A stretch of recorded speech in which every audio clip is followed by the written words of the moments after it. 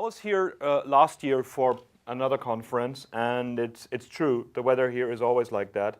And it was very funny when people came up to me and said like, hey, we go tubing on the river, so we're gonna float down in tubes and get completely shit-faced with us. That'd be lovely. And I'm like, okay, let's put the ginger guy in the sun and see what happens. I live in London. We've got warm rain and cold rain, and we've got 4 seasons within a day. So I'm not used to this kind of stuff, but it's actually quite cute that it actually works out. So today I was asked here to talk about open source, and it was quite bizarre to me because it's a bit like, I'm at an open source conference. It's a bit like preaching to the choir.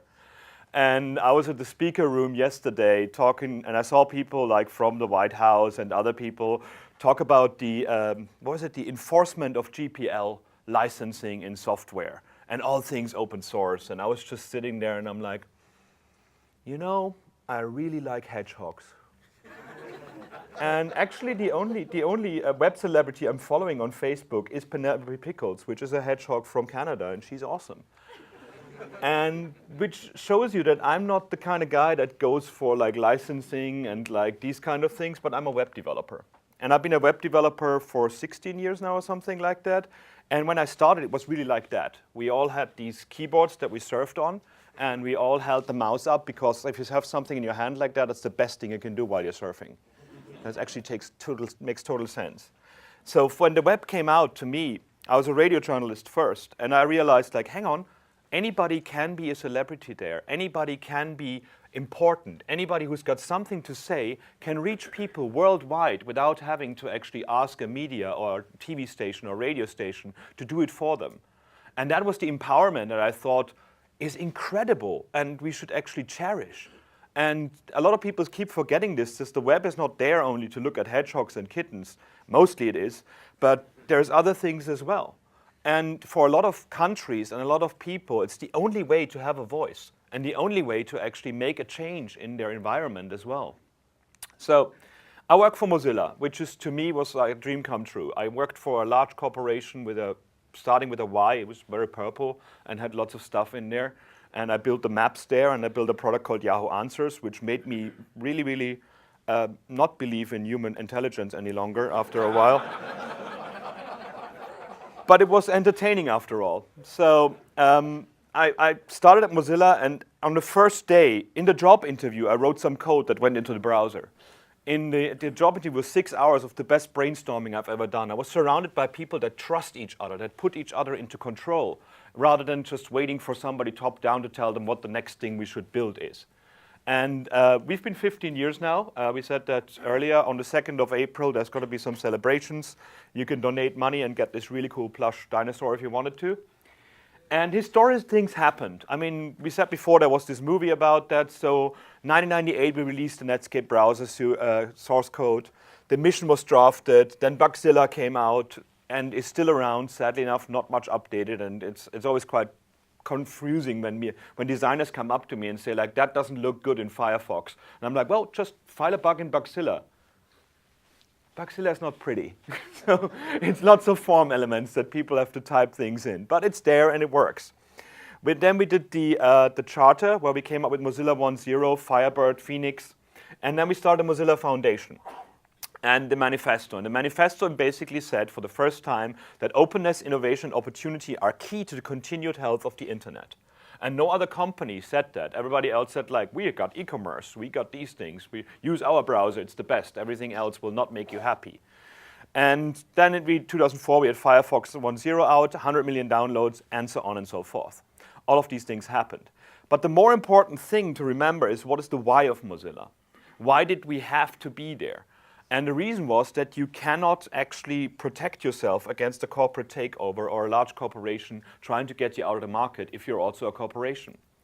And you need somebody like a non-for-profit to actually stand up for the beliefs that made the internet what it is right now. A company cannot do that because they have to actually go for the next shareholder meeting and have to change their strategy every single time. So people should be able to consume the web on their terms. That's what Mozilla is about. Technology should not be dictated by a corporate agenda. Why should I have to buy a new computer if I want to go online and see something? The internet was built to be consumed by every device, by every connectivity, by every ability of people out there. And we just basically push people into silos every year and tell them like, well, you need this browser to watch this website.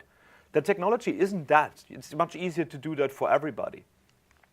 Access to the web should not be limited to a certain platform. That was the big problem when Internet Explorer was the only browser, apart from Internet Explorer being the big problem, was that it was only on Windows.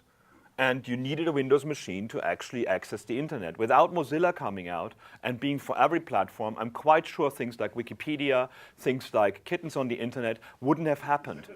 Because it would be a corporate thing. It would be boxes in offices where people click on like ticketing systems and room booking systems and are unhappy. This is what the internet would be like. People should not have to be products to communicate online. A lot of systems out there give you a lot of information like follow all your friends, follow these celebrities. And while you're doing that, you're giving a lot of your information away. You're becoming a product. Ads are being shown to you, and you're being sold as a product and as a number. And that should not be the case. I should be online and should not be trackable, and should have the right to say, no, I don't want to see ads. I want to pay for something, for example.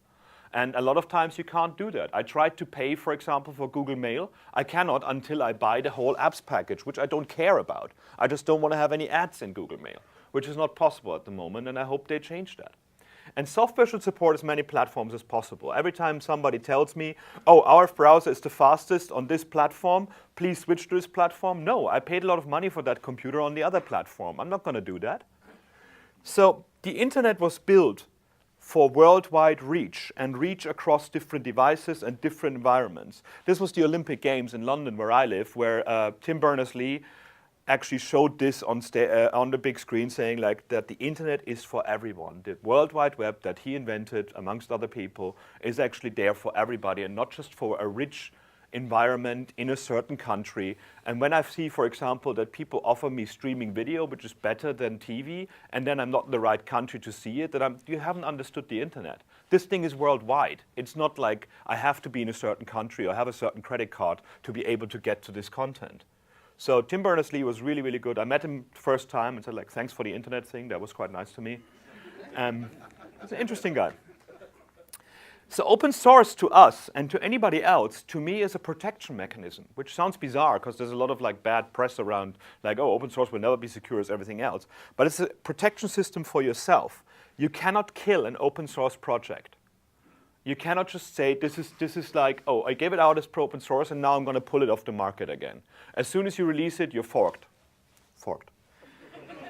And somebody else will keep it on and start doing things with it and actually building things that you probably didn't think of. And that's the idea of an open source project. You can't buy out an open source project. I cannot say like, well, now I'm paying you guys, you cannot give your code anymore. The code is there, somebody else has it. They have the right to use it. You can't hide in the open. I found that open source projects have better code because code is being written to be maintained, not to just run. A lot of software is being written just to run. Wow. And then when it comes to maintenance, they're like, well, that was the engineer guy that left the company. I don't know what he did there. He didn't comment it. But in open source, you cannot hide bad code because people love to point out that your code is wrong. So I like it because it made me write better code constantly. And the community and the users decide when a platform is not interesting any longer, not the company. I mean, I'm not saying any names here, Google Reader. That some software that is very much liked gets then shut down because of corporate business ideas. So with open source, that doesn't happen. We had a few things where Firefox was ported on platforms that we didn't think support necessary anymore, but the community took it over. Great. That's the idea of it. So we showed the workaround. We showed that as a non-for-profit and open source, you can still make a product that millions of people can use and actually get access to a product that otherwise was locked out. That was a university in Germany. They never realized that people didn't pay for parking. So what happens now? We've got Firefox out there. It's used by millions of people. It is stable. It is fast. It is wonderful. It has a Fox, which is nice. And we went further. We said, like, the next thing that we want to do is actually make sure that people know about the web and know about, being makers and not only consumers. So we have a product suite called Mozilla WebMaker, and there's a few things in there. One of them is Mozilla Thimble, which is an educational tool for people who want to start doing HTML. So it's an editor that shows you your results immediately next to it. We do work with journalists, we do work with children, not that they're the same, but we basically help people out to actually build their first website and start publishing on the web. We've got X-ray goggles, which is mostly for kids to actually start realizing that everything on the web is actually for you to look through. So if I do a Command U, I can see that my slides here are actually an HTML document as well. And the X-ray goggles are an add-on that shows children like, hey, this is a paragraph, this is a heading, you can change that image. The web is for you to remix and not only for you to consume and be unhappy about what you see. And Popcorn Maker is an online editing tool for videos that actually allows you to connect video content with live content from the web. So if somebody in the movie talks about a location, we could show a map on top of that video without having to program anything. So that we're working with filmmakers that way to actually get these things out there. But in general, Firefox and Mozilla is not the only thing out there. Open source is rampant. Everybody is using open source. And one of the big companies, well, small companies that made a massive difference there is GitHub. GitHub made it easy to start contributing to open source projects. It made it easy to actually publish open source projects and not to explain people for 6 hours how to set up SVN or Mercurial or something like that. So that go to that website, click that button, download that zip, click that button, say, I want to change this, edit it live in the browser. They made a really, really good job out of making open source easy and contribution easy. And that's why there's so many new projects coming out every week, every day. And I have a lot of developers that I know, for them the first thing, the natural thing to do is to go open source. Not to start like, oh, I'm going to make this and sell it for millions of dollars, because that's most of the time not happening. And open source needs that simplicity. A lot of times you find that, that people build open source project and expect that everybody thinks like them. So, oh, this is easy. Just go to the command line, build these 5 packages, do a makefile and make install here, some ADB there, and then you're fine. Like, no, this is not going to happen. If we want to beat commercial products or be a better alternative to them, we have to be very, very easy. And GitHub was a great opportunity for that. It's built on an open source platform. It's not open source itself, which is a bit annoying for some people. But I think it's very important that we think users and usability and accessibility and simplicity first. And then we go into like the religious debate of which license and what we want to do with that. So, one dangerous movement with a lot of people going into open source is that a lot of them go open source-ish. So it's sexy to be open source. It's like it costs you about $40,000 to get an engineer through the door to start working for your company. So a lot of companies start actually by doing an open source project and trolling GitHub for new people to hire, which is okay. It's actually a better thing than LinkedIn because it's not as completely filled up with stuff that I don't need. And I already see what that person is doing in terms of code and how he reacts to people saying his code is bad and these kind of things. So people skills, sometimes necessary. It's amazing. But there's a few ways how open source is being abused or being like nagged, like little stabby things towards open source. And there's 2 ways actually I see that happening right now. One of them is called Tada source in my book. And that's the kind of open source that happens after the commercial product has been released. The commercial product is out, and then you wait for a few weeks, and then like, here's the source code, and please fix bugs for us. No, you don't have any saying in what the product will look like or what features we're going to build in. That's all ours. But please fix our things, and then you can build things if you wanted to, but the next version of the platform might actually break what you forked off and made anything else with it. So that's the kind of sourcing that I find very, very scary, because it means that the company is still keeping the ownership of it and just wants to use the community to fix bugs for them or to actually find out and port it to platforms that they don't want to have. A real open source project listens to the community for input as well and gets feature requests and real feature requests, not just fix requests from the community, and builds things that are not necessarily what the company thought of, but other people thought would be a good idea. The other abuse of open source that I see is like what I call pasture sourcing, and that was just a random picture I found there.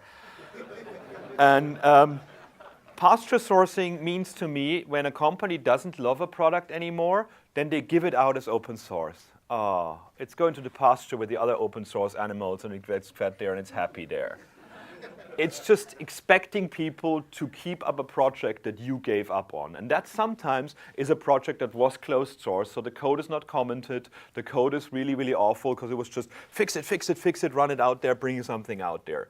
So a lot of people also coming from a very commercial, salesy background start doing little things. I was moderating the conference in Amsterdam called Frontiers.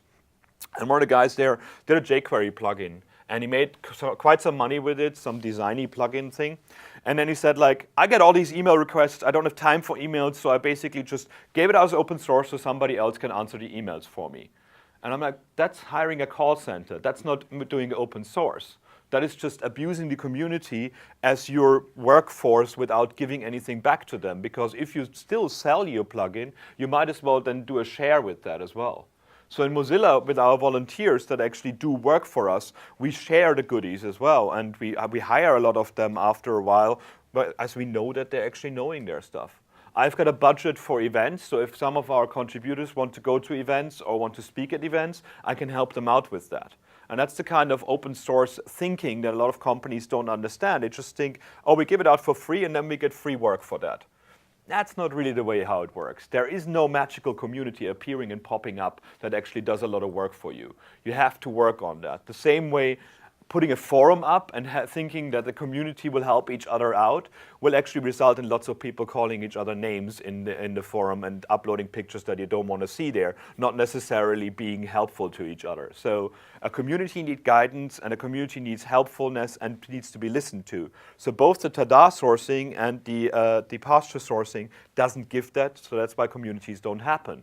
And then a lot of corporations that go open source and there's no magical community that helps them within a month, then badmouth open source that it doesn't work. They're like, well, if you don't play by the rules, then don't go on that field, or whatever sports metaphor I can come up with because I don't do sports. But that is interesting. One of the corporations that people see as evil and see as terrible, Adobe, are doing a really, really good job at open sourcing their first project. It's called Brackets. It's a text editor that actually, I think I have it here as well. Let's see, Brackets. And it's basically an open source text editor written in HTML and for HTML5. And it has some really interesting tools there. Well, no, I don't want to get it now. For example, if you're in your HTML and you just right-click on anything with an editor, you can do a quick edit here and it shows you the CSS directly that is related to that element in the HTML. So you got editing in place, which no other editor does, not even the great Sublime Text that I use for everything else. And the interesting bit about Brackets, no, that's not my slides, that's the other one, is that they're actually open sourcing it and they have some really cool things going on there. First of all, they have their, they show the sprints, they show the planning, which is in Adobe an unknown thing before that they would show it to public. They don't fix all the bugs themselves, but when they find simple bugs, they actually flag them as beginner bugs and give it out to the community. So if somebody wants to actually start in the project, they don't just go in there and see the really brutal things, but they do a few things that are easy to fix, have a good experience, and then start contributing more. And pull requests from the outside of Adobe get actually precedence over the ones from inside Adobe. And that's another thing that wasn't possible before. And this is incredible to see that a company as closed and as big as Adobe actually does this. And that gives me hope for the future of open source, and although some other people do the pasture sourcing stuff. Now, we have a new battleground happening, which we realized in Mozilla for quite a while as well. You see the difference between those pictures. Anybody realize what's going on in? It's not the color of the president. It's actually the cameras. People use smartphones. People don't sit in front of their desktop at home anymore and basically just have a keyboard and a Windows XP machine. Smartphones are rampant. Everybody has smartphones in the developed world and wants to do things with them. And these things are great because you can talk to people worldwide, so you don't have to talk to the people next to you. And you can keep yourself occupied rather than using human language and stuff. It's really interesting. And, but the market is just huge. And it's a competitive and closed market. And it's a market that actually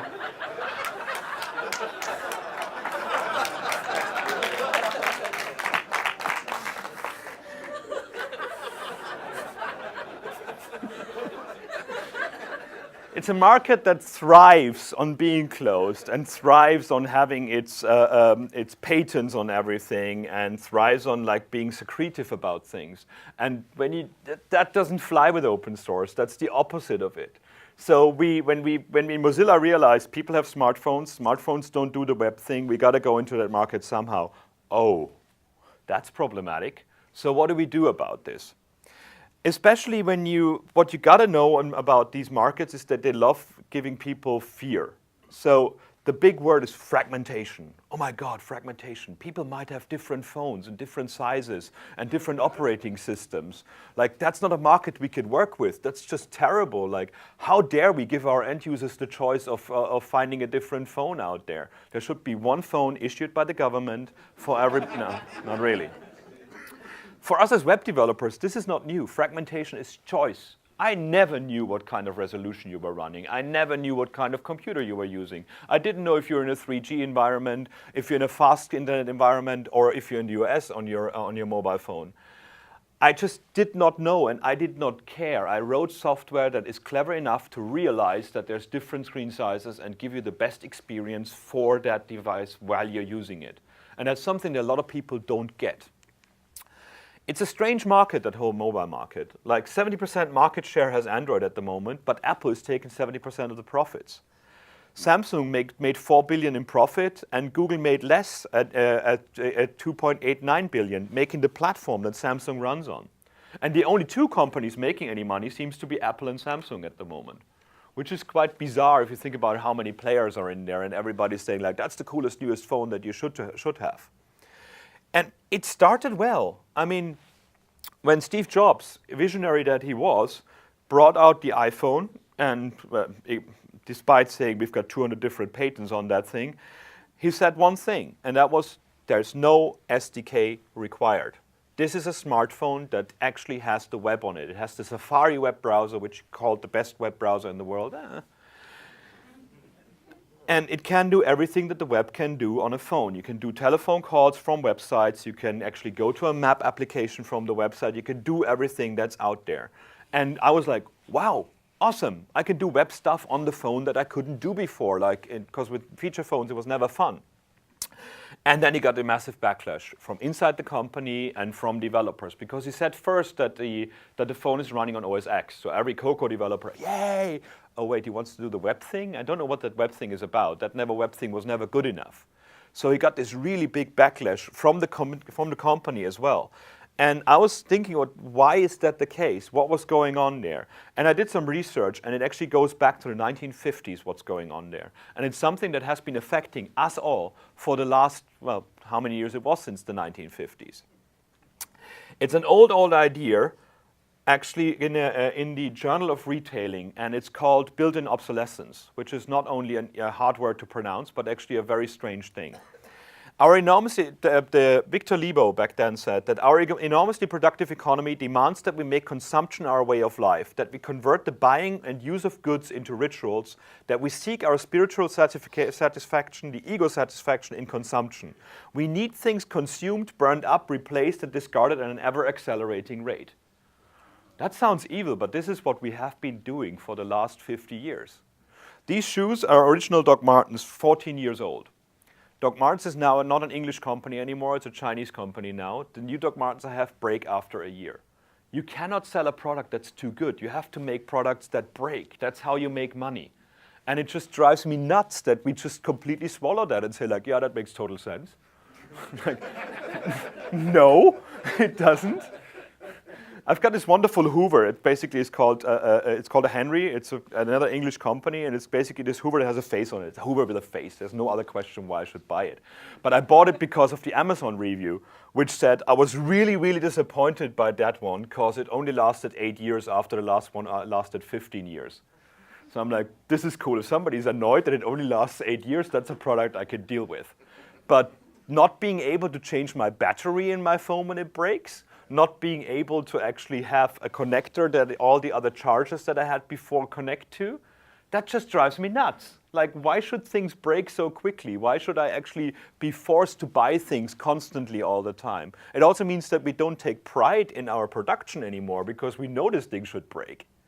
And then, as evil minds think alike, a year before, actually Clifford Brooks Stevens even took that further by saying, like, we have to have a planned or built-in obsolescence of style as well. So we say we need to instill the buyer the desire to own something a little newer, a little better, a little sooner than is necessary. So make things look outdated by having celebrities show that new phone and things like that.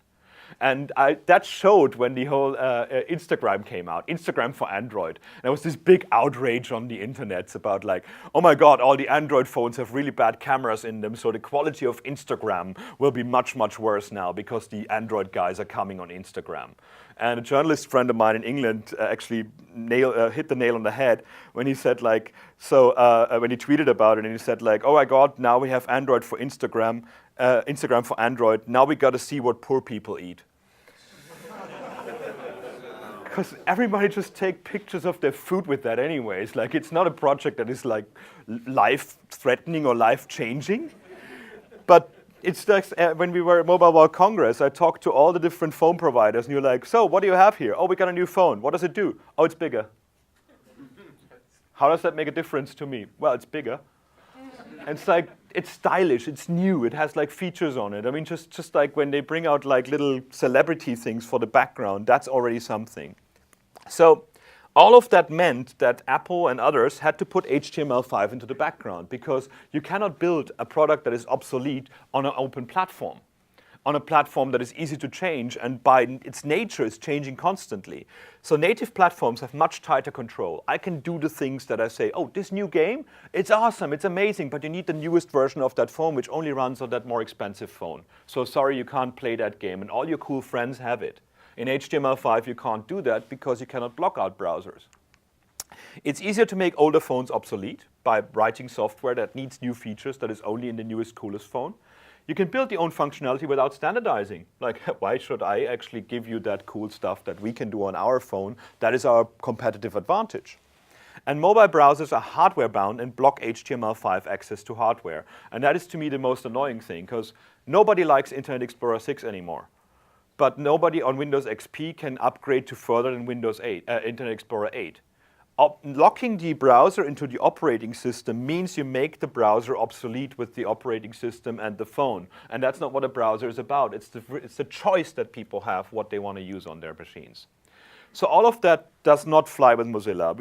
We were pouting and we were like, this is not right. We got to do something about that. So the first thing we did is we ramped up Firefox for Android. We rewrote it from scratch in Java instead of Zool because Zool was too slow on Android.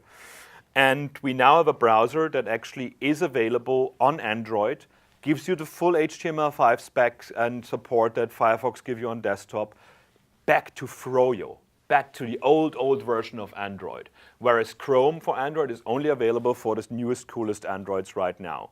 Which I don't know why that decision has been made, but it annoys the hell out of me because the stock browser of Android has to die. That thing is just awful. That thing is the new Internet Explorer 6 with some evil stuff on top of it. So then we said, okay, that's good. It also has like features like reader mode and all the things that users want to have on a mobile phone. But then we realized that's not enough. Android is cool, it's open, but Android still has to compete with Apple in that ever-changing market of obsolete products. So we have to do something about this. So we came up with a new operating system called Boot2Gecko back then, which is the Linux layer of Android, and then we got rid of all the Java stuff in between and just put Gecko on top of that, which is the browser engine of Firefox. So we have a browser engine on top of Linux with a lot of open APIs and open drivers to actually talk directly to the hardware from the browser without having to do any conversion through another layer. So that way, the phones that actually run Firefox OS can be a much lower spec than anything that Android or iOS supports. Well, iOS only supports one phone anyway, so there's a difference. And then we built Gaia, which is an HTML5 interface on this operating system. So everything in Firefox OS, or Boot2Gecko back then, is HTML5. You don't write anything in Java, you don't write anything in C#, you don't write anything in Cocoa or Visual Objective-C. All of it is web standards, open web APIs, and standardized ways to access the hardware, which other browsers now implement as well. For example, the battery I can read out in my browser now, and that one is across all browsers because we built this for Firefox OS or Boot2Gecko. So we had Boot2Gecko, and we were really excited. I was here, as you can see. And we went to Mobile World Congress, which is the mecca for selling mobile phones. It's the largest conference out there, 1.7 million people in 3 days. One of the most evil sales shows I've ever been at. And we went there last year and showed Boot2Gecko as an idea and as a prototype. And people like, yeah, that's cool, that's interesting. So let's see where that goes. And we went back after that initial feedback, and it was good feedback, and talked to lots and lots of providers. And talked to lots and lots of people out there and say like, what would an operating system, a new operating system for the mobile market need that is actually not there at the moment? And we had a few things there. One of them is basically connectivity. Like HTML5 on iOS is bad, it's hard to make offline, and hard to actually find ways to actually make engaging apps that are small, because native apps are rather huge. And if I'm on my contract, like if I use my UK card here, internet browsing costs £1.50 per megabyte. That's about $4. So when a great upgrade of Angry Birds new level comes out, because that shows me a new bird or something, I download 23 meg of that. That's not right. So we got to find a way to actually make apps easier, make apps smaller, make apps faster. The other problem was that credit cards are necessary for all app purchases. So if you don't have a credit card, you don't get anything. My brother doesn't have a credit card. I keep having to send him like these vouchers and stuff so he can actually go online and buy apps for himself. But he doesn't have a credit card. And credit cards, you notice, these things where you basically lend money that you don't have from the people that ask for a bailout from your tax money from the government. Like that whole concept. So that connectivity and functionality is dependent on how rich I am. That's not the internet, that's not right. So we had to find something there. So with Firefox OS, we partner with 18 different mobile phone providers at the moment worldwide. The first ones are Telefonica in South America. They're going to bring it out in Brazil, in Venezuela, in Colombia, some others. Telenor from Norway are going to release the phone in Hungary, and Deutsche Telekom are going to release it in Poland. And all of those do carrier billing, which means you can buy apps on your telephone bill.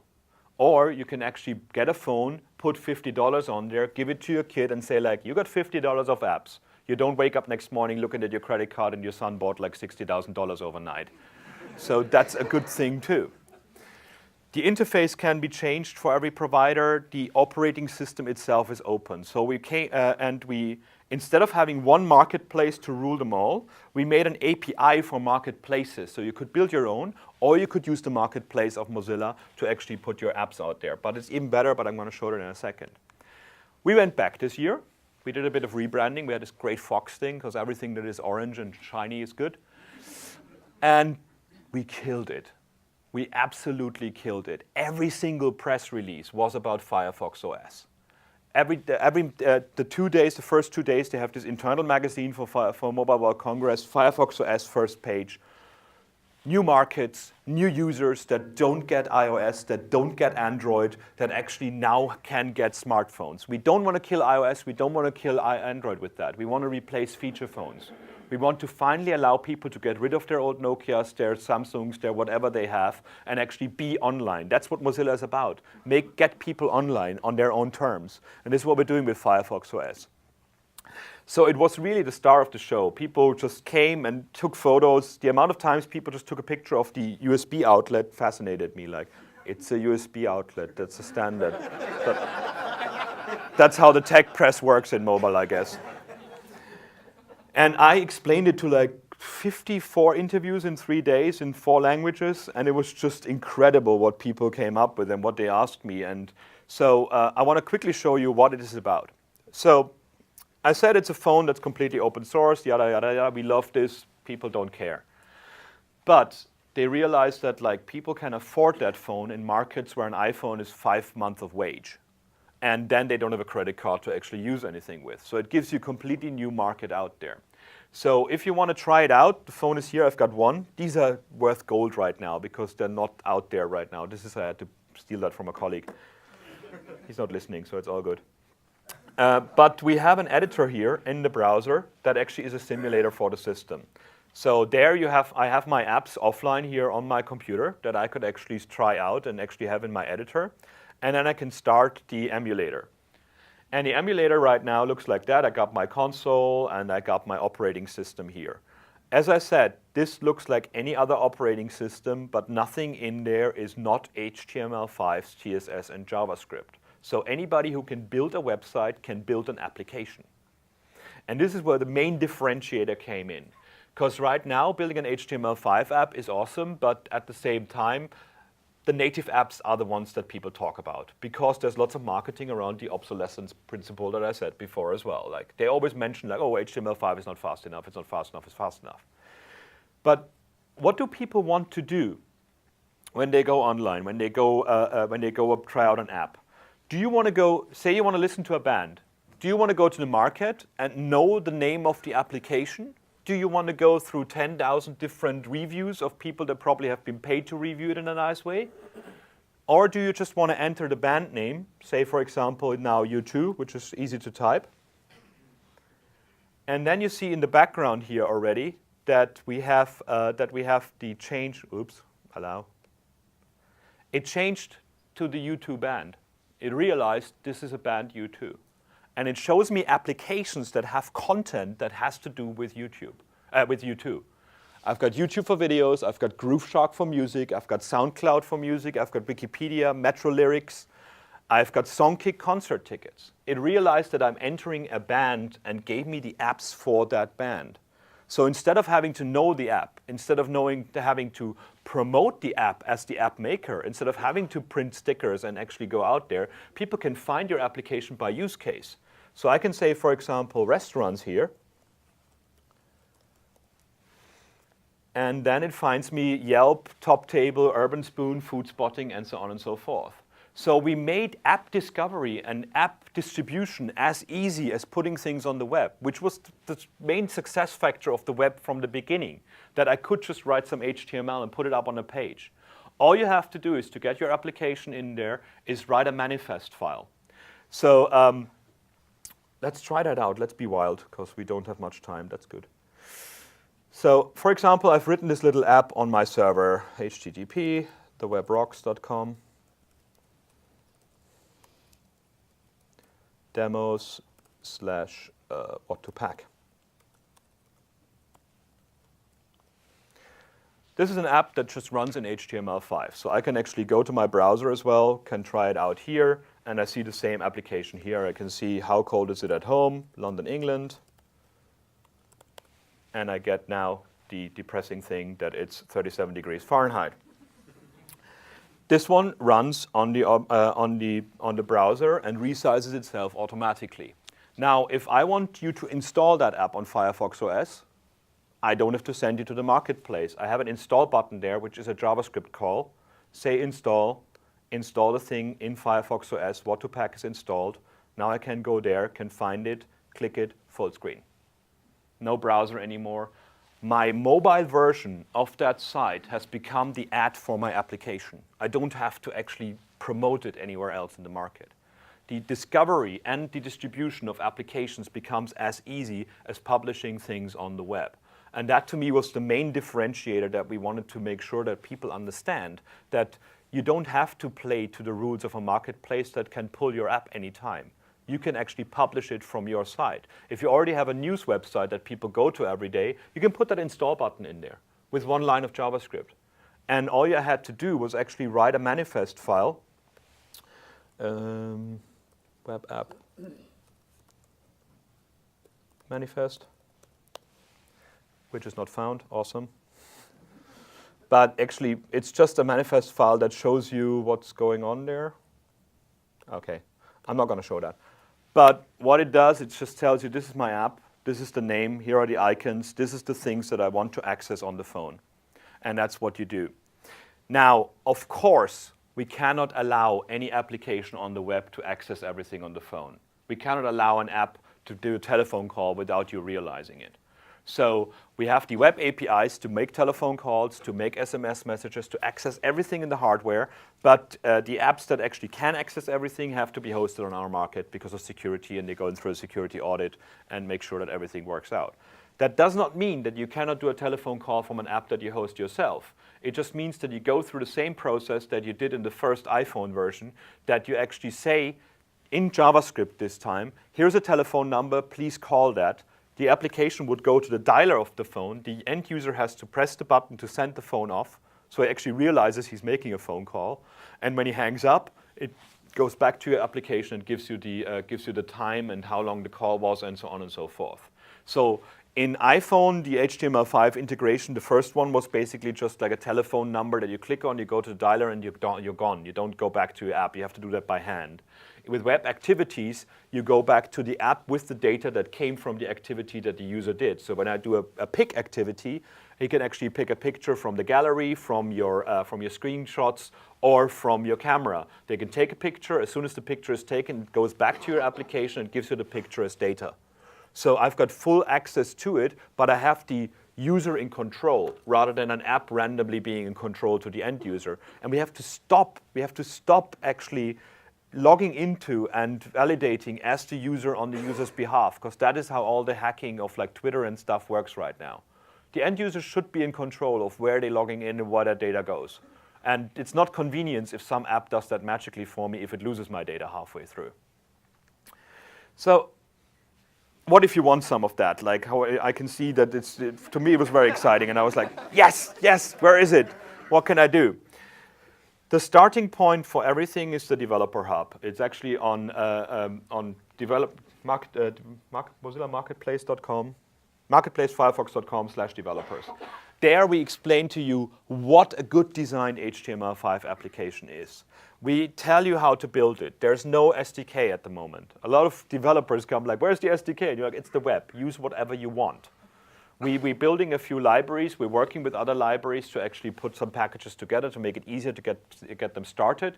But it's not needed. It's like the power of the web is that you can choose what you want. You don't want to like, oh my God, I've got such a big hard drive. I probably want to have 6 gig of IDE there because I don't want to use it for anything else. And then it explains to you how to publish it. Actually, all you do is take your manifest file, put it in the marketplace, copy and paste the manifest URL in, and we give you an email back after we reviewed it and we list it in the marketplace. So the What to Pack application that I wrote is in the marketplace. Just tried it out a week ago. It's working. And nothing is wasted. That's the great thing about HTML5. If you write an HTML5 application nowadays, you can work for Firefox OS, which gives you the best access to the hardware and gives you the access to the markets that the other places can't reach. But it works totally fine with Android. If I got Firefox on Android, I can actually install all these applications running full screen on Android as well. So the What to Pack application I put on my Android as well without having to do any change. I just basically realized it's a better phone, it's faster, but the app works as well. And if you write the app for the bad environment, for the slow environment, it will be much better in the better one. If you write it for the better one, you will just disturb anybody else who's actually using it not as fast phone. You can also use Apache Cordova or Adobe PhoneGap to actually convert HTML5 applications into WebOS, iOS, Android, Bada, Microsoft, BlackBerry, and all the other native apps. So you can convert HTML to those. You can't turn it the other way around. So that's really cool as well. A lot of the iOS apps that you're using are actually HTML5 apps. You're just not the wiser because you don't need to be. But it's the great thing that you write it once and you convert it to the others. If you want to do something that only works on iOS, you probably want to write a native app. But if you want to write something for the web, nothing gets wasted. And that's the cool thing about that. So how did we make the open work? How did we get into a market that was evil and closed and terrible and actually wanted to show them what's going on? Find the biggest need that closed can't fill. Disturb the current order of like, oh, we need new phones every month and we need our users to buy new phones and we need rich users and we need users that actually have credit cards and we want to make money with that thing. Think about what a market is that other people don't have. And that, to our case, is these countries where we release Firefox OS with our partners. Brazil has millions of people, and these millions of people cannot afford these very, very expensive phones. They're actually getting stolen really quickly there. And it was interesting doing research because we, instead of just building an app, building an operating system and hoping people like what they want, we just went there and sent our UX researchers there for 4 months and interviewed people, see how they use their their feature phones, see what they want to have. So one of the things we built into Firefox OS, which no other system has, which I thought never was necessary, is actually we've got an FM radio in there. So you can actually listen to radio on your phone, and there you go. If I had a headphone in there, I could listen to FM radio, because everybody does that in Brazil. People sitting there and listen to radio rather than listen to MP3s because they pay per megabyte that they actually get and download. So listening to radio was a thing that we built in there because people wanted to have it. So partner with the right people, make them part of the solution. So all the partners that we have in Firefox OS are not partners that basically like wait for us to build it and then sell it for us.